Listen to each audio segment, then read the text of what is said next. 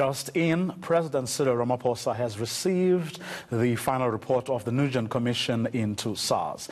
Ramaphosa is studying the report and will apply his mind to its detailed recommendations later.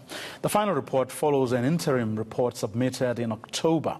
Reporter Heidi Giokos has been following that story and joins me now. Heidi, I know that you have had very little time to actually go through what is a very thick report, but you're in good company because the president himself hasn't read.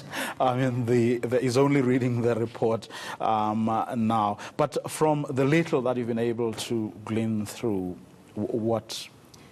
This has been a much anticipated report. I don't think I've ever waited so long for a report. But it's about 200 pages with a long list of recommendations. It's about over 16 recommendations that Judge Nugent and his panel have made to the president.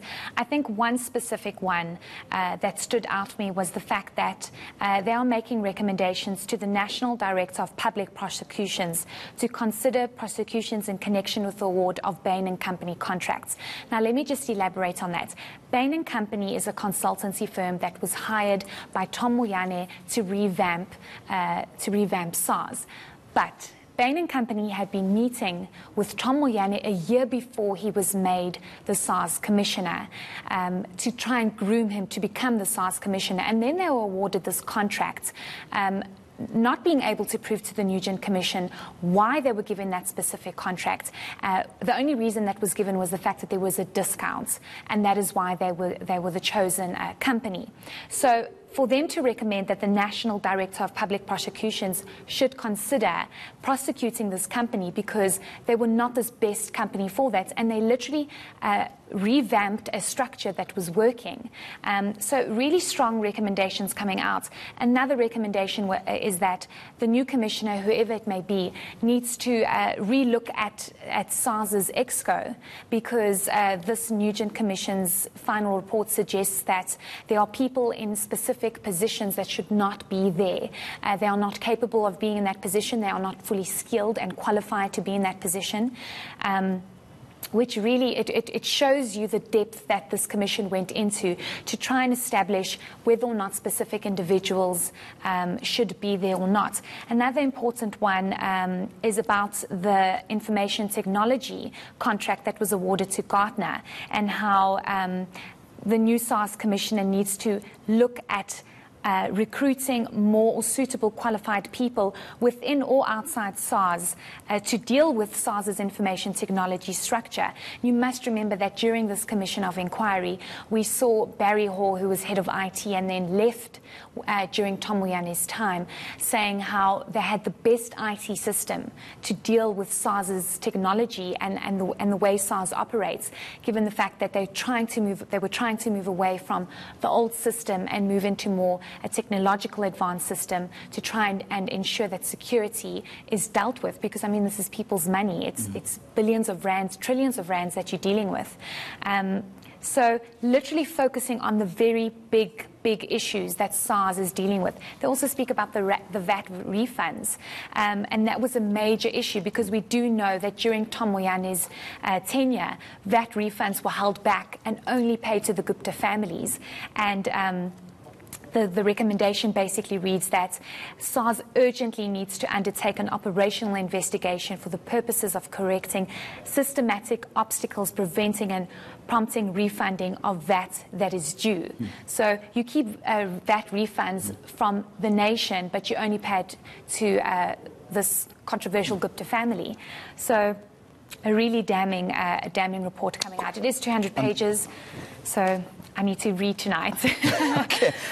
Perhaps before I let you go, so that you can go and read this report, just to put certain things into context, let's remind our viewers again of some of the things that have come out of the inquiry with regard to, let's start with Bain. Right?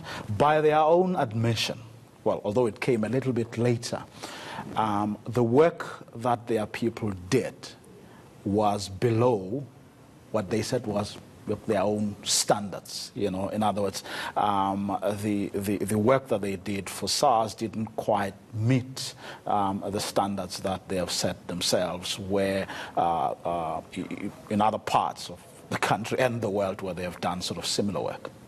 So Bain & Company is one of the big companies that came out in this commission of inquiry, together with Gartner. Gartner dealt with the IT structure, but Bain & Company looked at, it was a consultancy firm looking at revamping SARS's structure and how it operates and its management positions. And Bain & Company really struggled during the Commission of Inquiry to answer very vital questions. Why did you come and revamp SARS's structure and management structure? And this could not be answered. I remember the day they actually came in, the first time they appeared at the Commission, they specifically asked, why were you awarded the tender?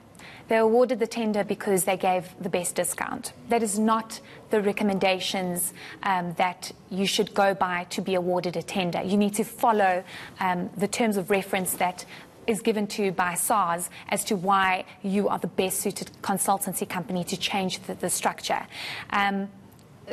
Tom Moyane had been meeting with this company before he was even part of SARS, before he was even SARS commissioner. And a week after that, when it was the third and final phase of the commission, Bain & Company needed to come back and answer questions, and they couldn't do so.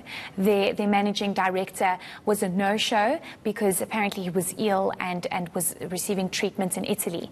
But Bain & Company was the consultancy firm that was paid millions of rands for work that wasn't needed. It was paid millions of rands for work that it hardly did, because SARS is not even using that restructuring model at the moment, because when Tom Moyane left, everything was a scramble and people were placed into positions that they had no idea of what they were doing. While Tom Moyane was even still there, people were placed in positions that they were not qualified for, that they had no experience in, but according to this Bain & Company's new structure and this new model, they were supposed to be in that position. So this is why Bain & Company, this is why the recommendations are so heavy when it comes to Bain & Company, that there should be prosecutions in connection with the contracts awarded to Bain & Company, because what did they actually do? They lowered people, they put their people who Tom Moyane believed should be on the ExCo and in very high prominent positions, and then reshuffled other people into redundant positions and positions where they were sitting and doing nothing in the office because their jobs were taken up by somebody else. And this is what you see in this recommendation. Quick one, as I let you go. ExCo.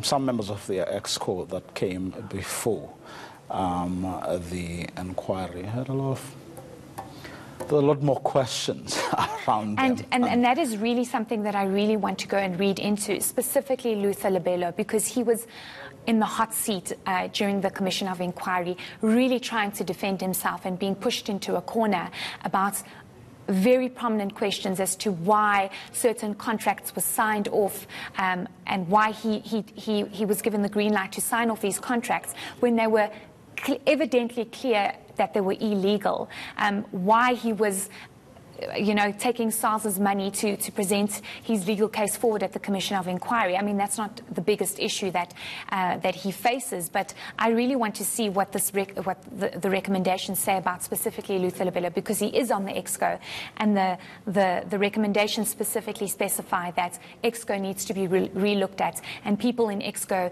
need to be questioned about whether their qualifications are best suited to sit on SARS's ExCo. Okay, that's what we're going to leave it for now. Heidi Giokos, who of course has been tracking that story.